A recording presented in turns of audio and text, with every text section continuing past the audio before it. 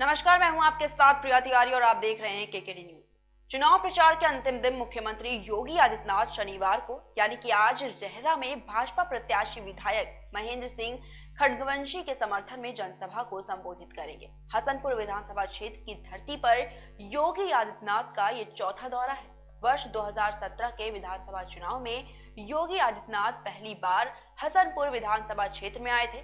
उस समय वो मुख्यमंत्री नहीं थे। भाजपा प्रत्याशी महेंद्र सिंह खड़गवंशी के समर्थन में इसी प्रकाश वीर शास्त्री इंटर कॉलेज के मैदान में जनसभा करके गए थे, जहां वो शनिवार को अब आ रहे हैं। 2017 के विधानसभा चुनाव में जीत मिलने के बाद योगी आदित्यनाथ सूबे के सीएम बनने के बाद 26 अप्रैल 18 को हसनपुर नुमाइश ग्राउंड में सभा करने के बाद मेहंदीपुर में दलित प्रधान के घर रात्रि भोज भी किया था।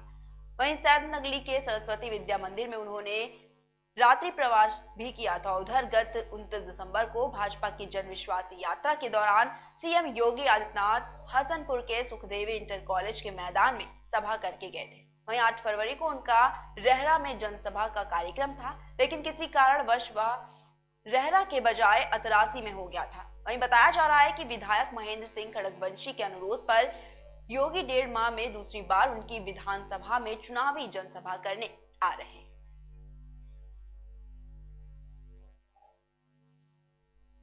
पार्टी की सरकार है जो आस्था का भी सम्मान कर रही है। प्रत्याशियों की सूची आप देखें, कैसे कैसे लोगों को समाजवादी पार्टी और बहुजन समाजवादी पार्टी और कांग्रेस में एक होड़ लगी है, ऐसे लोगों को प्रत्याशी देने की जिनकी आपराधिक पृष्ठभूमि है। याद करिए, मुजफ्फरनगर का दंगा भी हुआ था और मुजफ्फरनगर के दंगे से समाजवादी पार्टी की टोपी पूरी रंगी हुई है।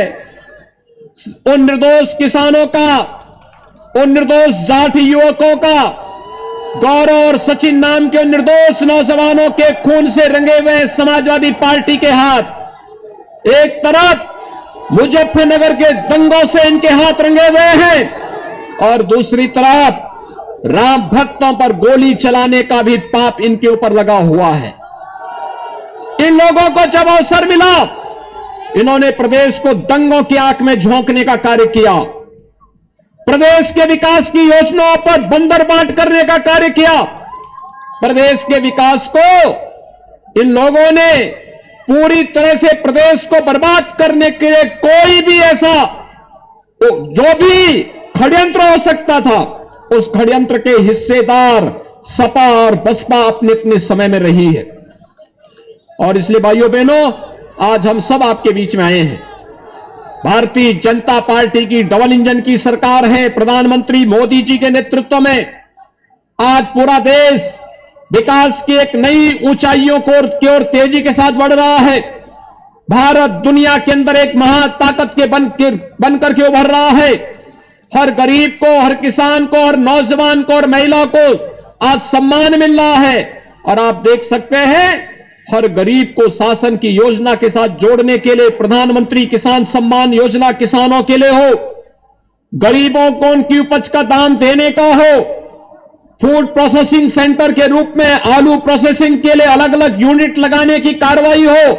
अभी हम लोगों ने मथुरा में लगाया है, एक बहुत बड़ा उद्योग लगाया है, जहां 1 लाख मीट्रिक टन आलू की प्रोसेसिंग हर साल होगी।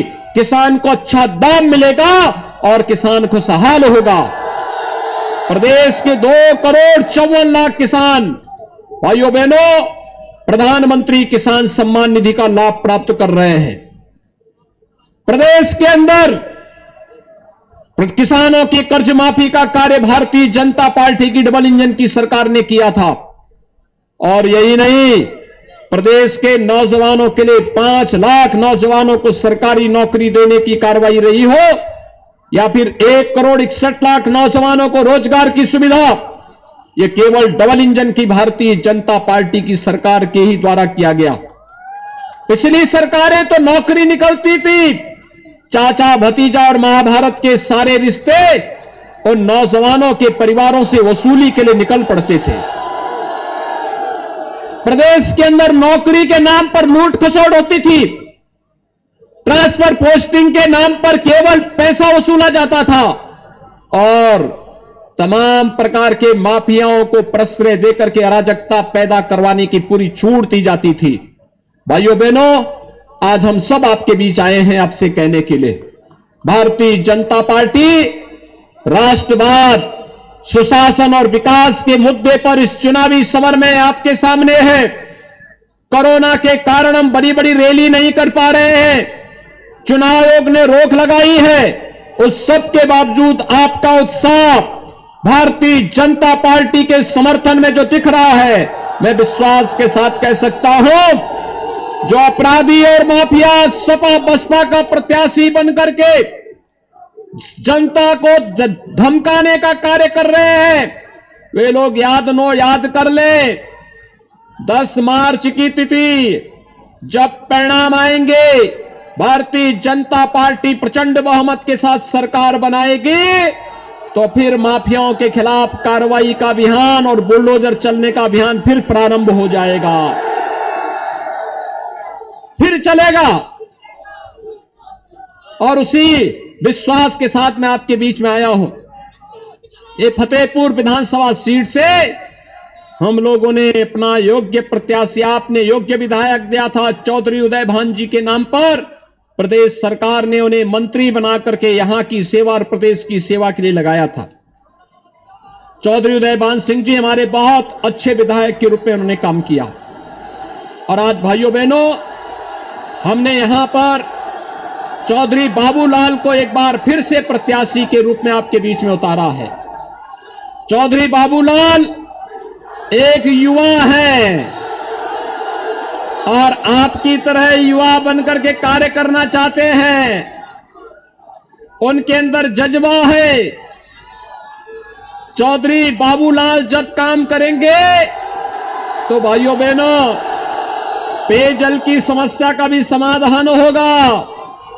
बालिका शिक्षा की समस्या के लिए हमने पहले ही कॉलेज दे दिया है, जमीन दे दीजिए, कॉलेज का निर्माण भी यहां पे हो जाएगा। तो कॉलेज के लिए हम पहले कॉलेज स्वीकृत करके यहां भेजे हुए हैं। और चुनाव प्रचार के अंतिम दिन आज बरेली मंडल के 3 जिलों बरेली, शाहजहांपुर और बदायूं में सियासी गर्मी चरम पर रहेगी। उप मुख्यमंत्री केशव प्रसाद मौर्य चुनाव प्रचार के अंतिम दिन शनिवार को बदायूं की शेखुपुर विधानसभा क्षेत्र के कादर चौक में चुनावी जनसभा को संबोधित करेंगे। 2 दिन पहले इनका 4 विधानसभा क्षेत्रों में कार्यक्रम तय हुआ था, लेकिन बरसात के कारण स्थगित हो गया था। वहीं भाजपा के मीडिया प्रभारी आशीष शाक्य ने इसकी जानकारी देते हुए बताया था कि ये कार्यक्रम दोपहर 12:30 बजे के कादर चौक बाजार में उप मुख्यमंत्री की जनसभा होगी। वहीं इसके अलावा उप मुख्यमंत्री केशव प्रसाद मौर्य आपको बताना चाहेंगे कि शाहजहांपुर के जलालाबाद में भी सभा करेंगे।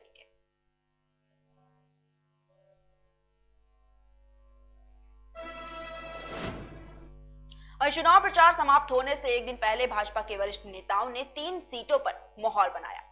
अब शनिवार को यानी कि आज समाजवादी पार्टी की बारी है। पार्टी के राष्ट्रीय अध्यक्ष अखिलेश यादव सभी 6 विधानसभाओं की संयुक्त सभा करेंगे। हालांकि इसी दिन उप मुख्यमंत्री केशव प्रसाद मौर्य व भाजपा प्रदेश अध्यक्ष स्वतंत्र देव सिंह भी जनसंपर्क और सभाओं के जरिए मतदाताओं को साधने का प्रयास करेंगे। आपको बता दें कि 14 फरवरी को जिले में मतदान होना है। शनिवार शाम 5 बजे चुनाव प्रचार थम जाएगा।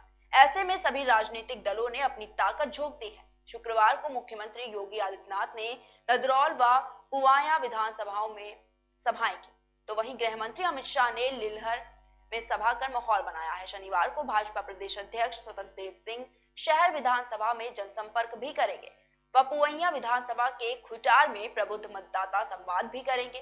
साथ ही साथ उप मुख्यमंत्री केशव प्रसाद मौर्य जलालाबाद के काकोरी शहीद इंटर कॉलेज में सभा को संबोधित करेंगे। चुनाव की तारीख घोषित होने के बाद शहर विधानसभा में राष्ट्रीय अध्यक्ष जेपी नड्डा सभा कर चुके हैं। और रक्षा मंत्री राजनाथ सिंह की बात करें यहाँ पर, तो कटरा विधानसभा में वो आ चुके हैं और गुरुवार को मुख्यमंत्री केशव प्रसाद मौर्य ने ददरौल और कटरा में सभा को संबोधित किया था।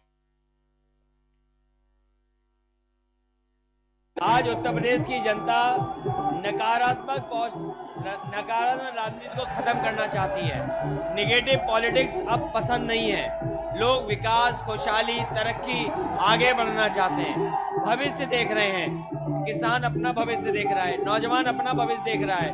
उद्योग कारखाने नहीं लग रहे। आखिरकार उत्तर प्रदेश आगे बढ़े, इसलिए ये चुनाव भाईचारा बनाम भारतीय जनता पार्टी है। ये गन्ने का क्षेत्र है और यहाँ किसान गन्ना से उम्मीद करता है कि जो सरकार बने वो कीमत बढ़ाए और समय पर भुगतान करे। उन्हें अगर भरोसा है तो समाजवादी पार्टी और आरएलडी पर भरोसा है। अब्दुल्ला तो आ गए हमारे बीच में, 2 साल इन्हें परेशानी में उठाने पड़ेंगे।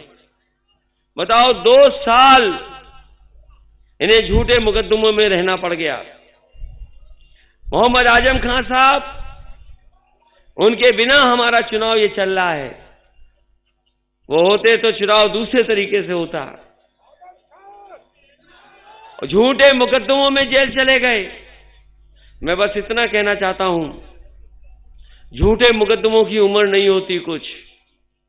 झूठे मुकदमे की उम्र ज्यादा नहीं होती। झूठे मुकदमे का सफाया होने का काम होगा। सोचो आप, कभी कल्पना करो आप, इनके ऊपर तो झूठे मुकदमे लगे और वो जानते होंगे काय के मुकदमे लगे हैं। पेड़ चोरी का भी मुकदमा है, भैंस चोरी का मुकदमा है, बकरी चोरी का मुकदमा है, किताब चोरी का मुकदमा है, शराब की बोतलों का मामले का है इन पे मुकदमे। न जाने कितने मुकदमे हैं। इन्हें तो जेल में रहना पड़ रहा है। जिन्होंने अखबार पढ़ा होगा आज का, बताओ जीत से कुचलने वाले को जेल से बाहर आ गया कि नहीं आ गया? बताओ। इन पे मुकदमे भैंस के, इन्हें जेल में रहना पड़ रहा है। मुकदमे किताब चोरी के हैं, इन्हें जेल में रहना पड़ रहा है।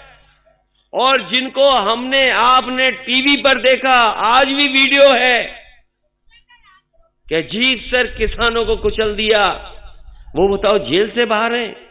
यही न्यू इंडिया है कि जो तरक्की पसंद होगा, जो यूनिवर्सिटी बनाएगा, जो आपके हक और सम्मान के लिए लड़ेगा, उसको सजा होगी, उसे जेल भेजा जाएगा। और जो किसानों को कुचल देगा, उसको जेल से बाहर कर दिया जाएगा। फिलहाल रुकते हैं एक छोटे से ब्रेक के लिए। आपको ही मजा आएगा, देखते रहिए KKD news.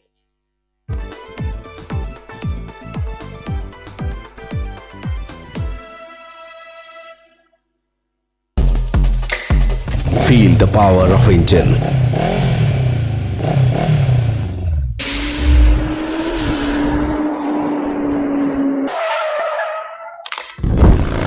Bako lubricant, ready to drive. Feel the power of engine.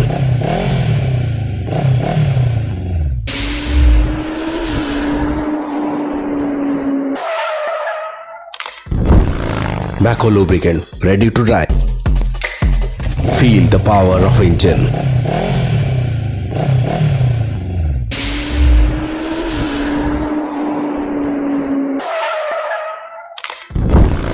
Bako lubricant, ready to drive.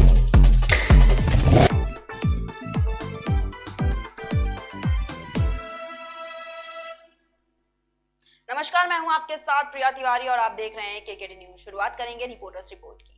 खबर उन्नाव से है, जहां पर उन्नाव में 2 महीने से लापता युवती का शव सपा के पूर्व राज्य मंत्री फतेह बहादुर सिंह के प्लॉट से बरामद किया गया, जिसकी पोस्टमार्टम रिपोर्ट सामने आई, जिसमें दिल दहला देने वाला खुलासा हुआ है। बता दें कि 68 दिन बाद जागी पुलिस ने जो खुलासे किए हैं वो वाकई में हैरान कर देने वाले हैं।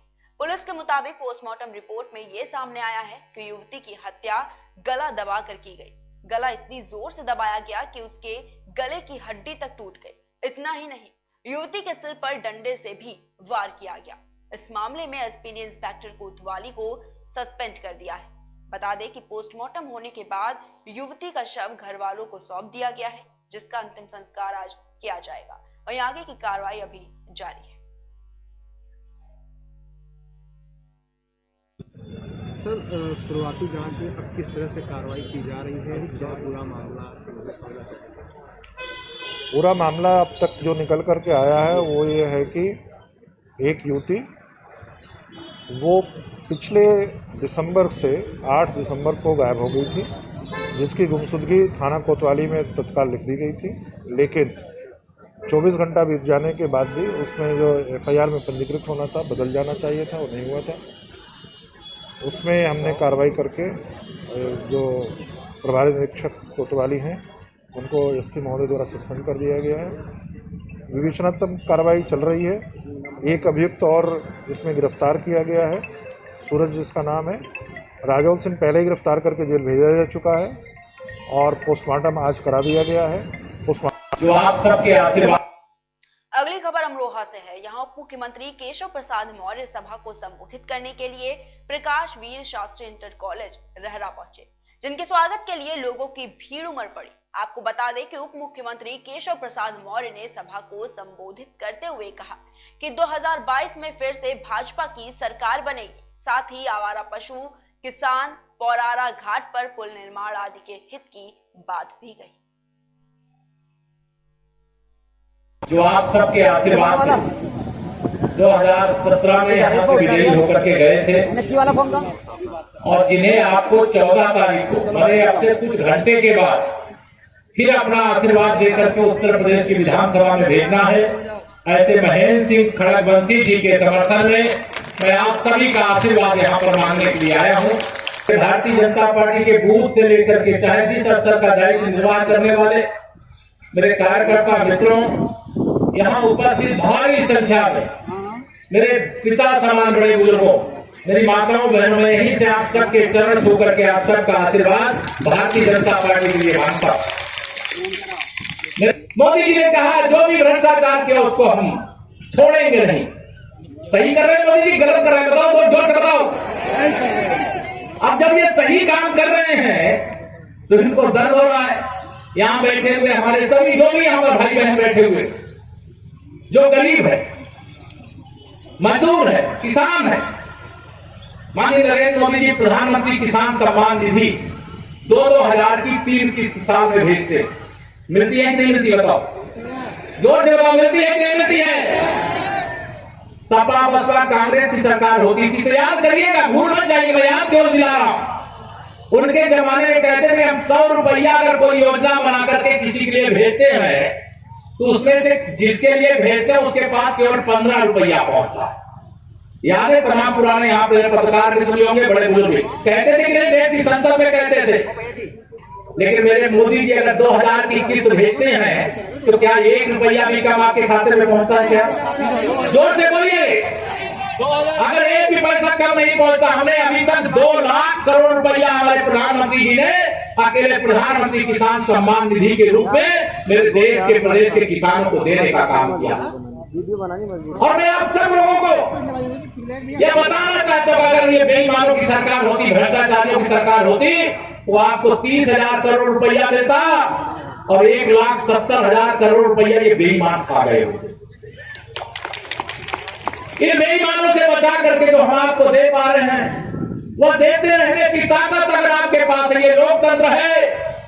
और गरीब की, किसान की, मजदूर की, जरूरतमंदों की पीड़ा को ये अखिलेश यादव जी नहीं समझ सकते, राहुल गांधी जी नहीं समझ सकते, प्रियंका गांधी नहीं समझ सकती हैं, और ना ये आजकल क्या नाम है, जयंत चौधरी, ये जो उनके गठबंधन के साथी ना ये समझ सकते। कहते हैं गांव में हमारे कहावत है, जाके पैर न फटी बेवाई वह क्या जाने पीर पड़ाई।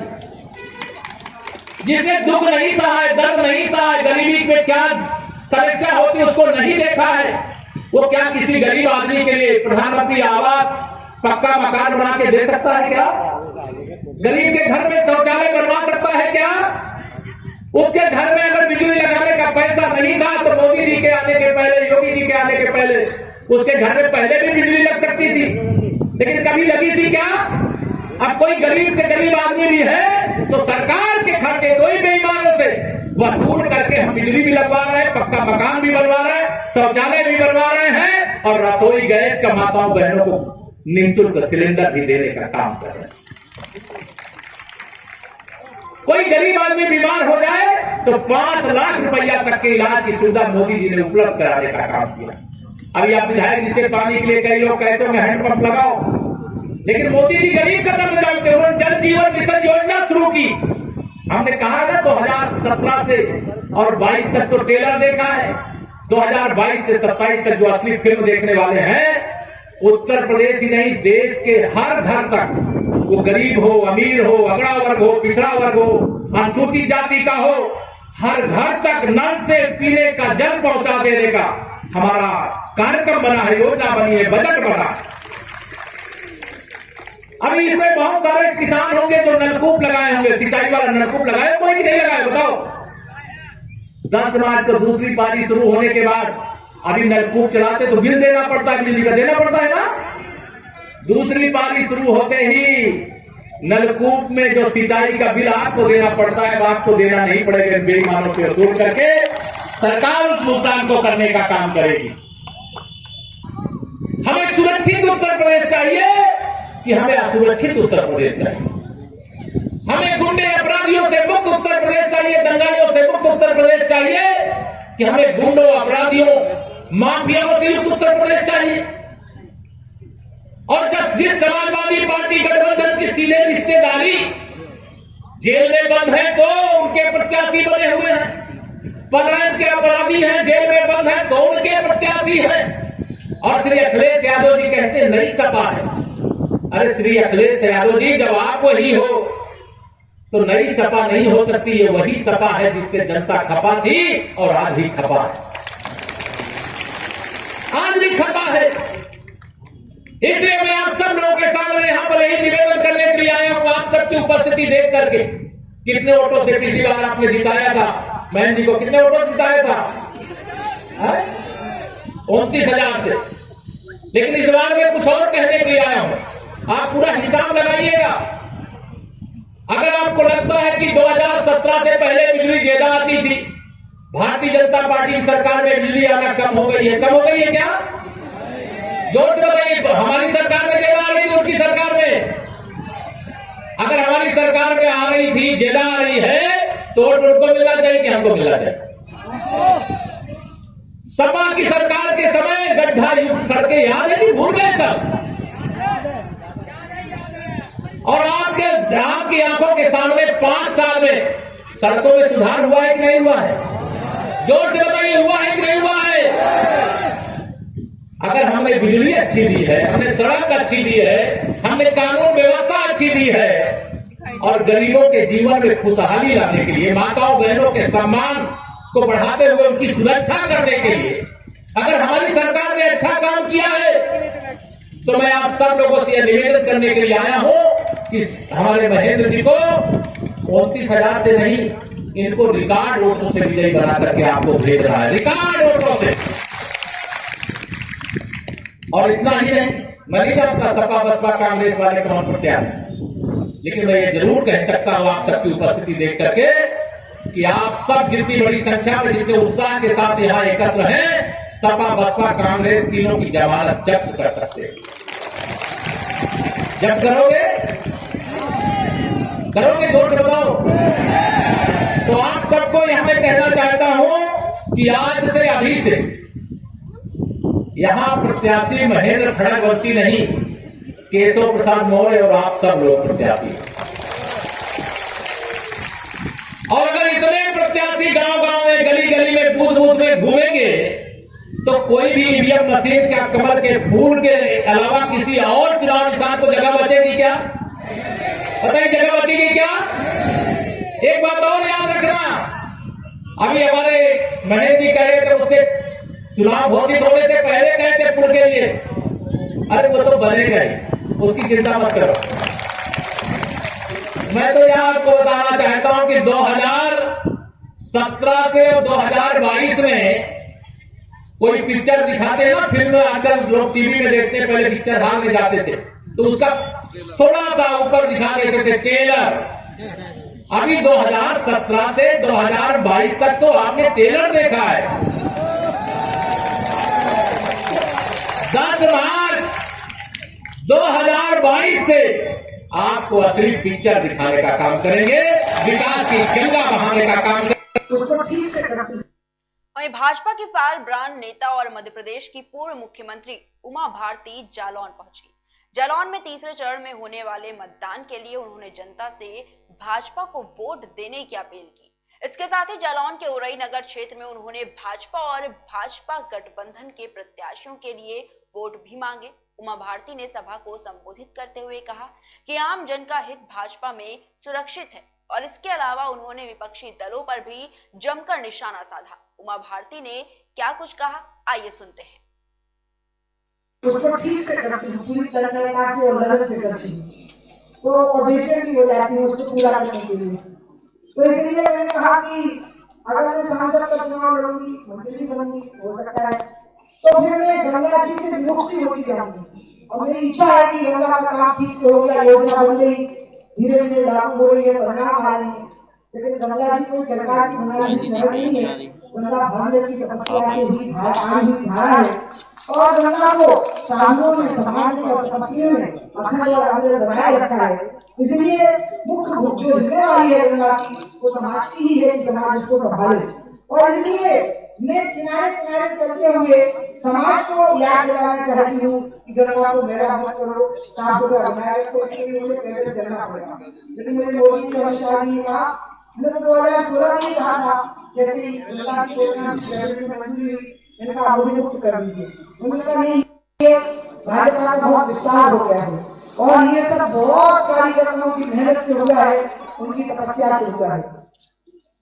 अभी आपके सामने हमारे सांसद भानु जी बोल रहे थे। भानु जी के बारे में इंडिया टुडे ने एक सर्वे किया था सांसदों के बारे में कि अपने क्षेत्र में सर्वाधिक संपर्क करने वाले सांसदों की जो लिस्ट बनी थी, उसमें भानु जी टॉप में थे एकदम लिस्ट में, जो अपने क्षेत्र में सर्वाधिक संपर्क करते हैं। तो मुझे हमेशा ये दुख रहता था, भैया तुम खड़े आओ, और हम तो खड़े तुम्हारी गौरीशंकर वर्मा के लिए हम खड़े हुए हैं ना।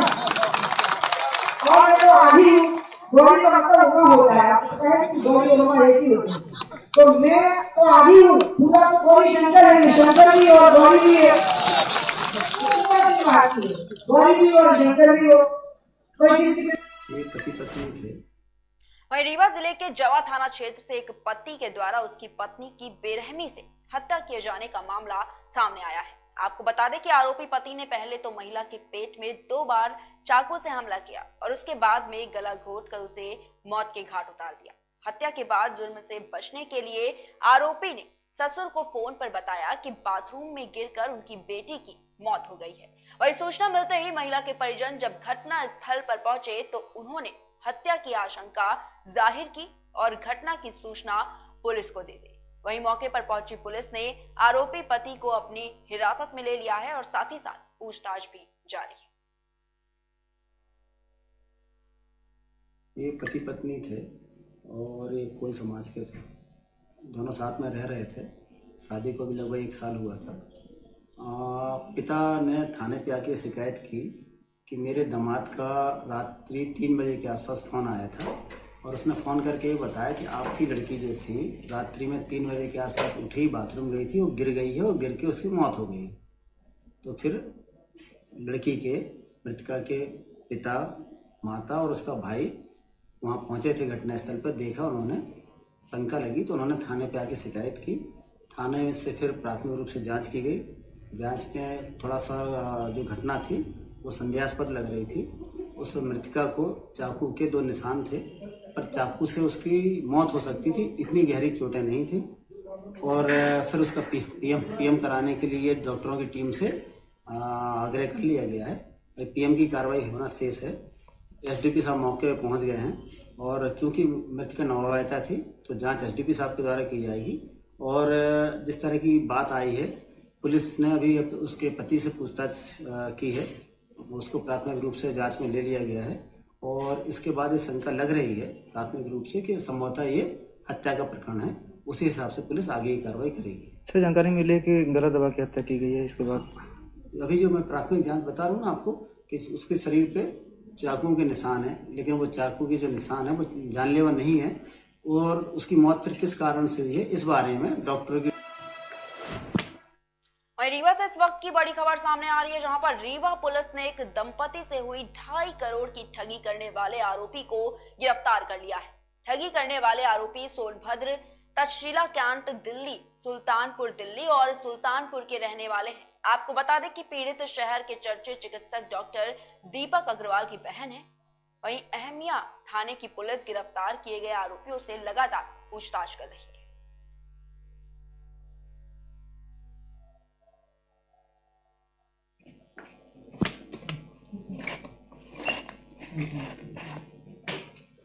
सर, ये फर्जी पत्रकार पर कार्रवाई का मामला है।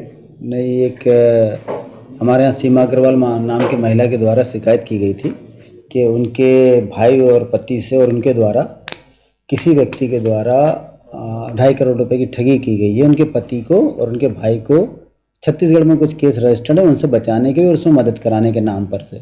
लेकिन जब उनको लगा कि इनके द्वारा ऐसा नहीं किया गया और हमसे पैसे ठग लिए गए हैं, उन्होंने कई बार में ऐसा कहना था कि 2020 से लेके अभी तक उन्होंने करीब 2.5 करोड़ के आसपास पैसा उन लोगों को दिया था।